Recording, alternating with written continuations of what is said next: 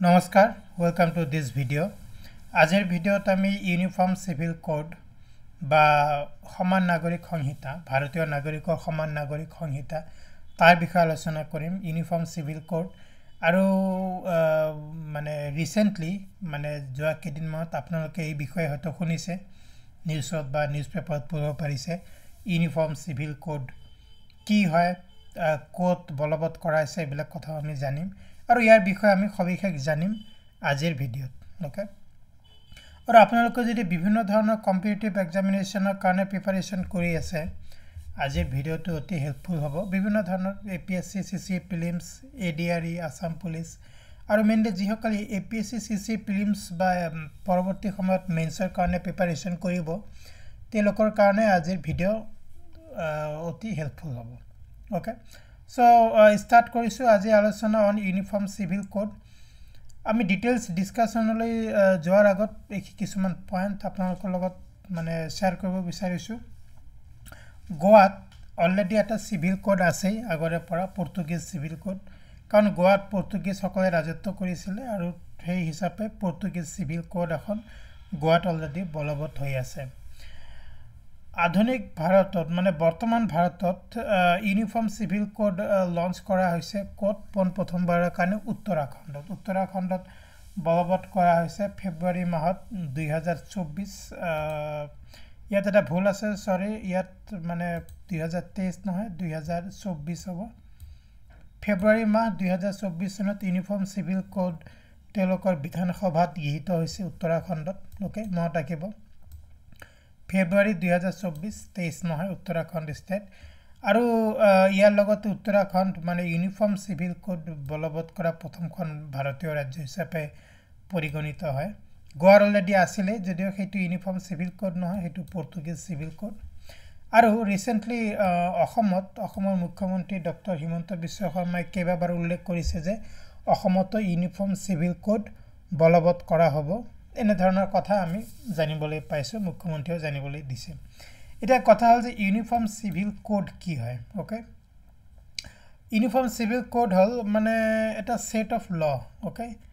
uniform UCC মানে uniform civil code is a set of laws কিছু নীতি নিয়ম হয় কিহৰ নীতি নিয়ম হয় পাৰ্সোনাল ম্যাটাৰ ব্যক্তি এজনৰ বিভিন্ন ব্যক্তিগত মানে মানুহ এজনৰ ব্যক্তিগত বিভিন্ন ধৰণৰ বস্তু নিৰ্ধাৰণ কৰাৰ কাৰণে কিছুমান পাৰ্সোনাল ম্যাটাৰ নিৰ্ধাৰণ কৰাৰ কাৰণে কিছু আইন আছে ওকে কিছু আইন সমান আইন ওকে ইউনিফৰ্ম মানে সমান বা ইকুয়াল বা উমৈহতীয়া তেনেকৈ ক'ব পাৰি তেনেকুৱা এক আইন মানে বলবৎ কৰা কথা কোৱা হয় কি ক্ষেত্ৰত পাৰ্সোনাল কথা ম্যাৰেজ বিবাহ ডিভোৰ্স মানে বিবাহ বিচ্ছেদ ইনহেৰিটেন্স মানে সম্পত্তিৰ মানে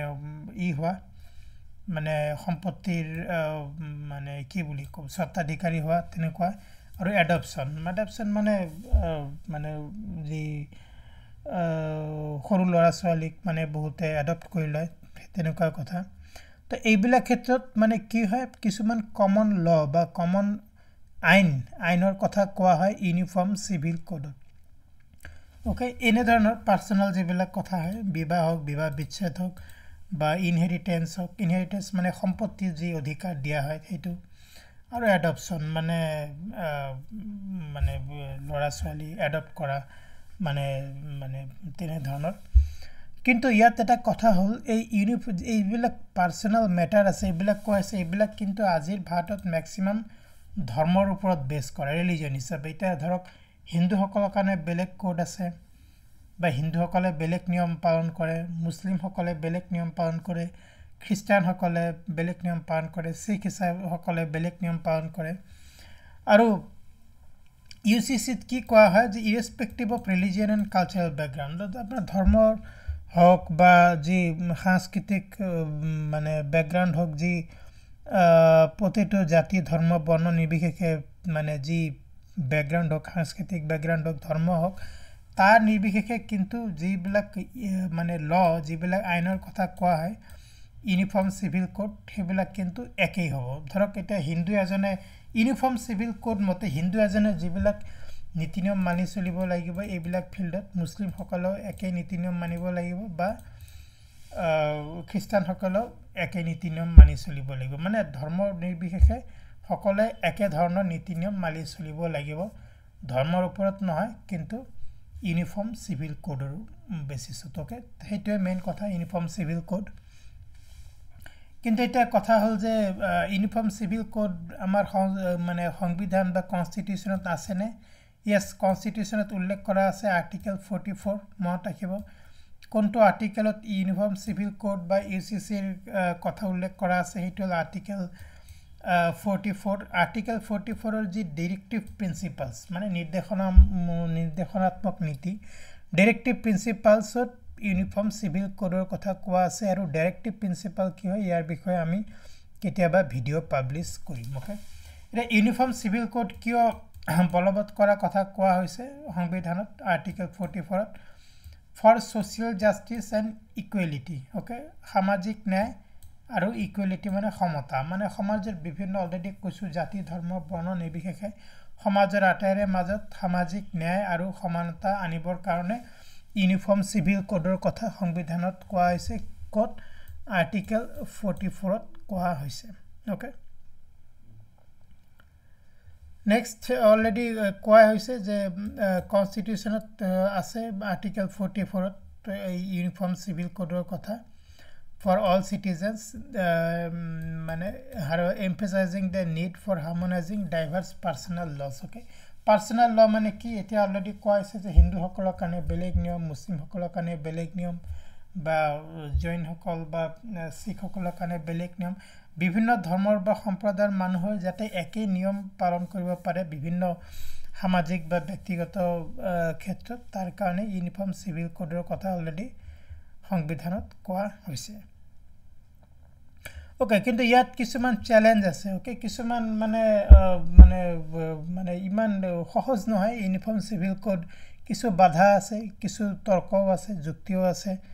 ইউনিফৰ্ম সিভিল কোডৰ সপক্ষে আৰু বিপক্ষে ওকে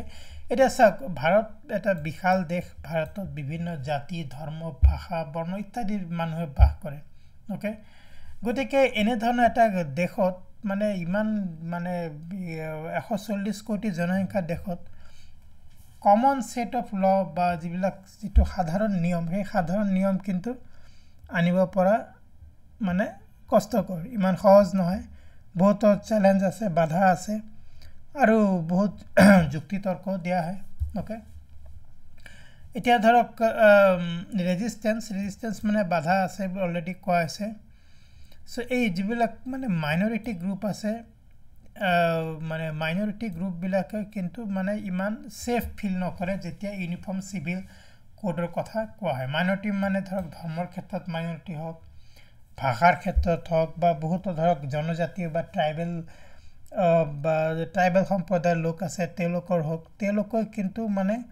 সিমান এটা কমফৰ্টেবল ফিল নকৰে যেতিয়া ইউনিফৰ্ম সিভিল কোডৰ কথা কোৱা হয় ওকে আৰু প্ৰায় কোৱা হয় যে মেজৰিটি যি মানে গৰিষ্ঠ সংখ্যক লোক আছে সেই গৰিষ্ঠ সংখ্যক লোকৰ নীতি নিয়মসমূহ যিবিলাক মানে মাইনৰিটি আছে মাইনৰিটিৰ ওপৰত জাপি দিয়া বুলিও কেতিয়াবা কোৱা হয় ইউনিফৰ্ম সিভিল কোডৰ দ্বাৰা ওকে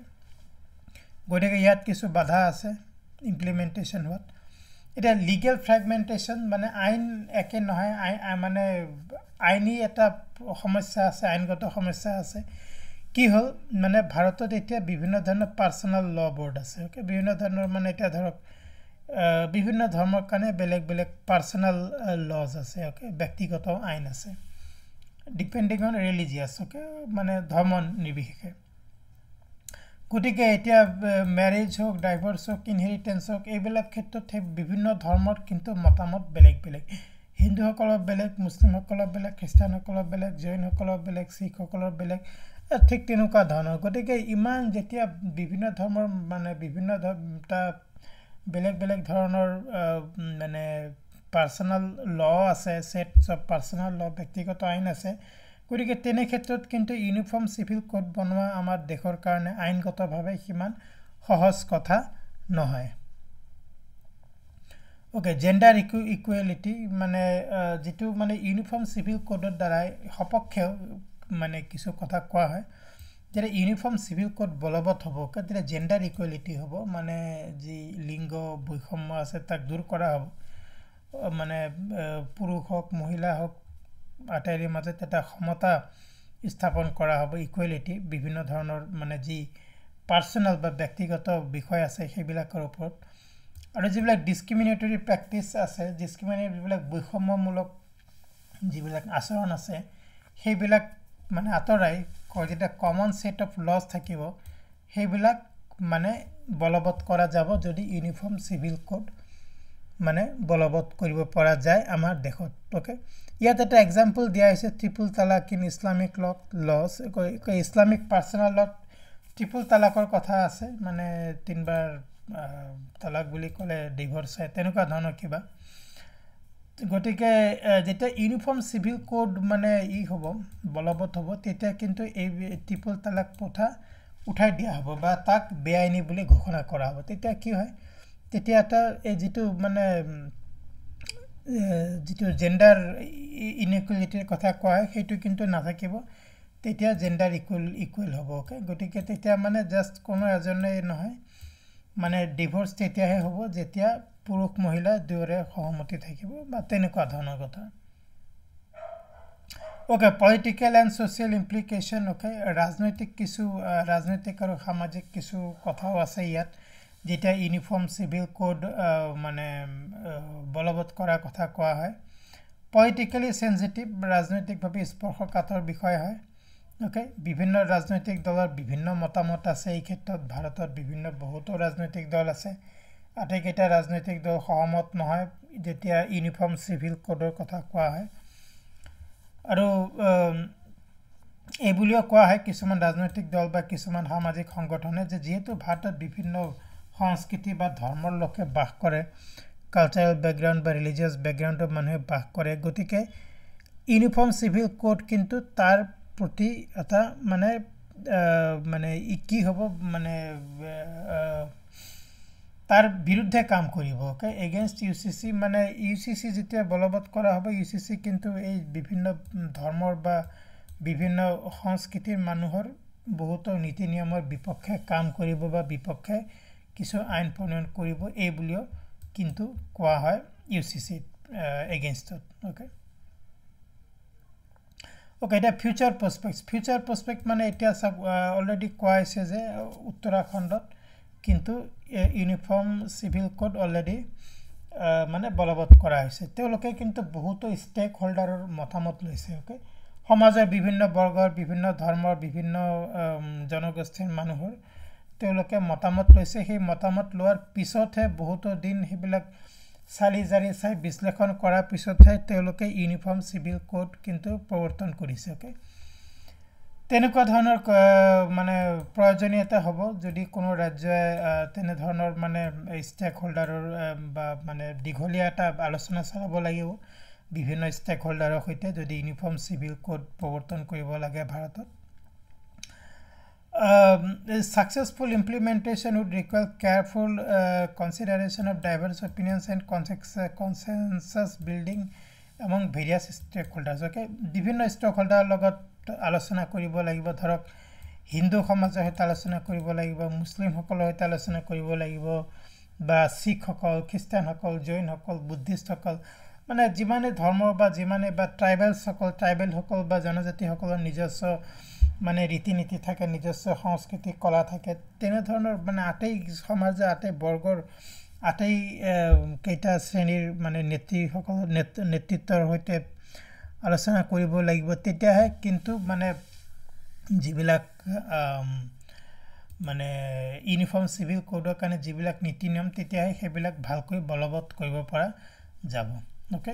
এনে ধৰণৰ কথা গতিকে ভাৰতৰ নিচিনা এখন মানে ইমান বৈচিত্ৰতাময় দেশত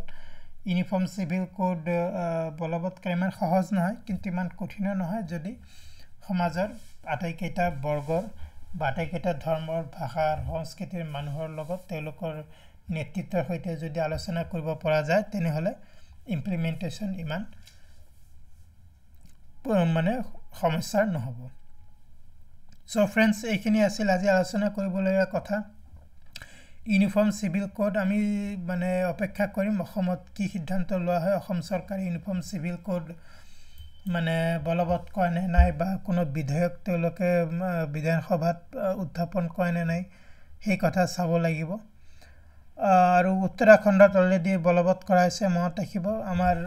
মানে কনষ্টিটিউচনৰ আৰ্টিকেল 44ত ইয়াৰ কথা কোৱা হৈছে ডাইৰেক্টিভ প্ৰিন্সিপালত ইউনিফৰ্ম সিভিল কোডৰ কথা আৰু গোৱাত অলৰেডি এখন সিভিল কোড মানে তেওঁলোকৰ নিজস্ব civil code Portuguese civil code already বলবৎ হৈ আছে সো ফ্ৰেন্ডছ এইখিনি আছিল আজি আলোচনা কৰিবলগীয়া কথা ইউনিফৰ্ম সিভিল কোডৰ বিষয়ে আমি আলোচনা কৰিলোঁ বিভিন্ন ধৰণৰ কম্পিটিটিভ এক্সামিনেশ্যনৰ কাৰণে হেল্পফুল হ'ব যদি আজি ভিডিও ভাল পাইছে প্লিজ লাইক কৰক শেয়াৰ কৰক চেনেলটো যদি এতিয়ালৈকে সাবস্ক্ৰাইব কৰা নাই প্লিজ সাবস্ক্ৰাইব কৰক এনে ধৰণৰ আন এটা অতি ইনফৰ্মেটিভ ভিডিও আমি সোনকালে পাব্লিছ কৰিম এইটো চেনেলত আমি প্ৰায় এমচিকিউজ ভিডিও আপলোড কৰি থাকোঁ অন ভেৰিয়াছ টপিকছ আৰু জেনেৰেল ডিছকাশ্যন টপিক আলোচনা কৰা হয় আজিৰ ভিডিও চোৱাৰ কাৰণে আপোনালোকক বহুত বহুত ধন্যবাদ আন এটা ভিডিঅ'ত অতি সোনকালে লগ পাম thank you very much and I will see you চুন